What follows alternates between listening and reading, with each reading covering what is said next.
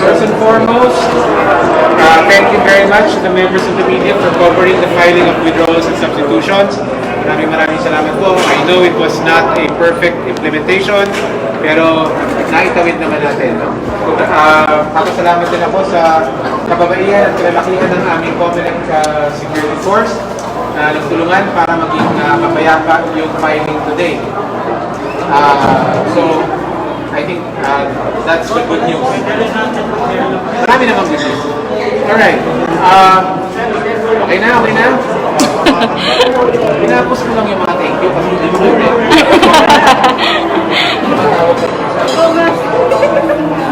Alright? Okay, so, ladies and gentlemen, that concludes the filing of withdrawal and substitution for the 2022 national and local elections. This day, I think the biggest news was, I guess, the withdrawal of a candidate and the substitution of President Rodrigo Duterte for the position of senator. So, again, so it's official. PRRD is running for the position of senator in the coming 2022 elections. I have a list, a preliminary list of all the substitutions that have been made. I won't read them to you kasi sayang oras natin, but I will give a copy to all of you. This is a tentative list in that meron pang mga issue yung ibang mga political party na nakapangalan dito.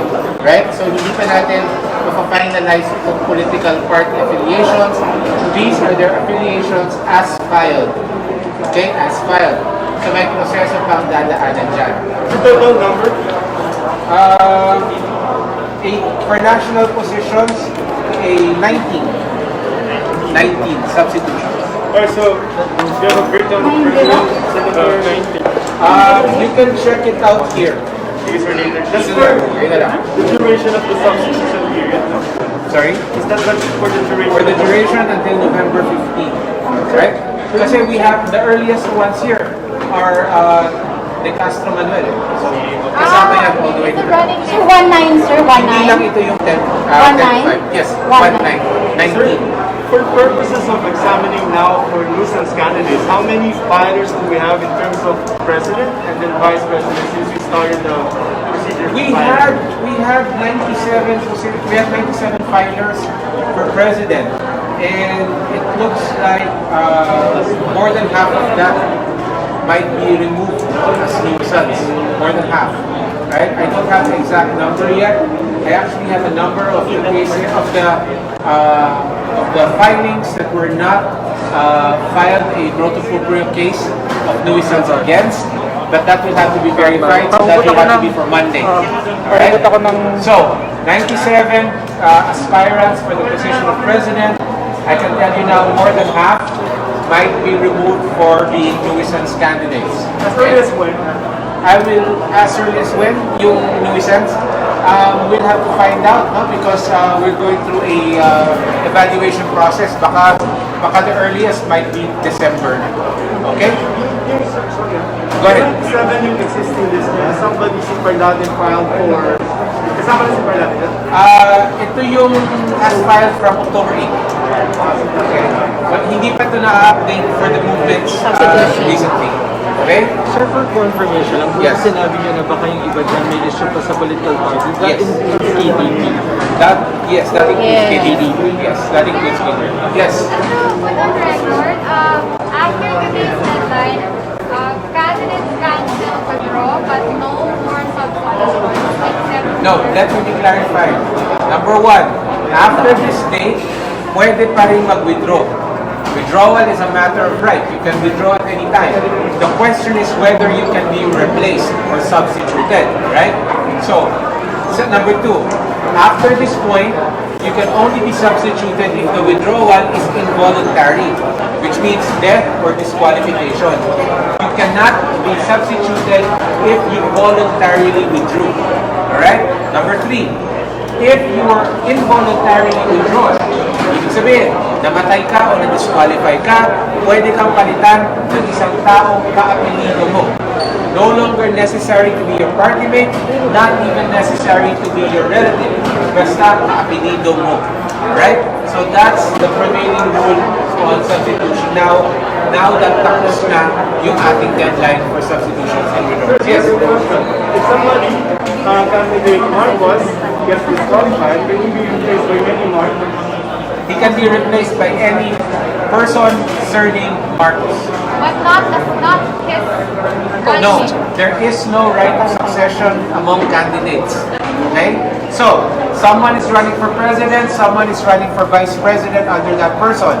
If the vice president for some reason dies or is disqualified, hindi aakyat si vice president to the position of president. Right? Because there is no right of succession among candidates. So just to clarify, the 19, sir, is both withdrawal and substitution, or substitution lang, sir? Withdrawals. Withdrawals. Withdrawals. Not all withdrawals were accompanied by substitution. Withdrawals. Sir, yung 19. So if you are to compare this number to the past elections, is it big? Is it the biggest so far? Well, for the national level, it's the most apparent. No? But again, substitution has been going on for a long time. It's been part and parcel of the practice in Philippine politics. Siguro ngayon lang siya naging prominente masyado. Precisely because it's played out at the highest levels. Right? Before kasi, it was rare that you would see that at the national level. Right? But now, you can see, ganito nangyari. Does the Comelec want it regularly? Hang on. Yes? Does the Comelec want it regularly? The Comelec will abide by what Congress passes. But as far as the Comelec is concerned, substitution remains a necessary and valid procedure. Yes, sir. So you see yung case po ba ni Parlade, isa sa mga irreversible? Because yung isa-substitute niya, hindi nag-withdraw, rank as an independent. I think that is, well, if that person ran for independent, then hindi siya masa-substitution. It's as simple as that. Right? A person who files candidacy as an independent candidate will not have the right of substitution. Pero sir, sabi niya na since natanggap daw po yung COC niya, okay lang daw. Accepting COCs is ministerial, and I will not argue his case here. If he wants to make that argument, then he has a venue for that. Not here. Bottom line, what the rule says is that persons who file as independents will not be able to be substituted. Sir, Can you confirm, sir? Ay, sir, possible po ba na nag-file po yung mga kandidato under KDP tapos during the tentative list, naging independent sila and pwede nilang i-appeal po yun? Posibleng maging independent sila if may problema yung accreditation ng KDP or nagkaroon ng problema for some reason. And not just KDP, right? I mean, any political party. So, again, kung magka-problema sa political party, sa kanyang status, then it is possible na matawag silang independent. Sir, ganoon lang po. Sir, sa final list sa December, yung mga natag po as independent candidates from KDP, posible pa po ba silang maibalik sa na-tagged under KDP? If it's the official list, then ibig sabihin na result na lahat ng issues. So whatever that list shows, that's what it is. Sir, but nag-lapse na yung correction time frame, di ba? For the tentative list. Iba yung... No, Iba yata- correction ng ano yan, correction ng Names. clerical errors. Correction ng clerical errors. But if they have pending issues, wala pa, pending yan. So may challenge, sir, yung sa KDP na... I cannot speak to that right now. But there is an issue with the There is party. an issue. Pero can you confirm, sir, na independent yung pinalitan po ni General Parlade? I cannot. I did not see the withdrawal. Okay? What I'm just saying is, as a matter of basic principles, kapag independent yung kandidato, wala siyang substitution. Alright? Yung whatever incidents are involved with individual personalities, that will be resolved by the Comelec in due time. Alright? Ito, I got information. Lewison's candidates ang na-filean for president, 82 out of 97. Not gonna tell you which ones. 15 out of 29 vice presidential candidates and 108 senators out of 176. Again, 100 and sir? 108 out of 176 filers. Okay? Sir, declared nuisance or parang move to... Move to be declared nuisance. When is the decision on that? It's different for everyone because they will all have an opportunity to defend their candidacies. Okay? by December. But this is the primary initial list. Hopefully, again, earliest possible is probably December. All right. Sir. Before you go, a little Sir. bit of housekeeping. Starting tomorrow around afternoon, baka pwede nang gamitin yung ating press room sa 8th floor. We will have to come out with rules para hindi tayo nagsain because there are of course still concerns about the capacity. So please wait for that tomorrow morning. Number 2, we will have weekly briefings Monday at 1 p.m. Okay? As much as possible in person. Okay? Sir, para lang sir may soundbite kami. Can we get an update? Can we get an update sir from what happened last Saturday doon sa investigation nyo sa chaos na nangyari dito sa Palacio del Gobernador? I think what happened was what we saw earlier again.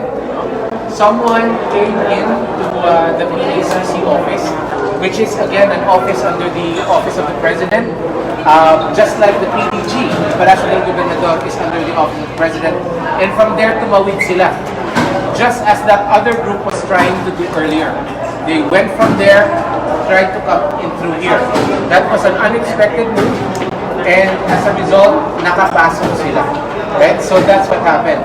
That's the reason why ang daming tao bigla dito because as you notice, lahat ng security natin nung Saturday, and actually, just to that point, for every day from the 10th onwards, yung tayo nakabantay sa likod. Because this area was supposed to be closed. At least close to candidates. But remember, hindi lang filing ang nagaganap sa building na ito.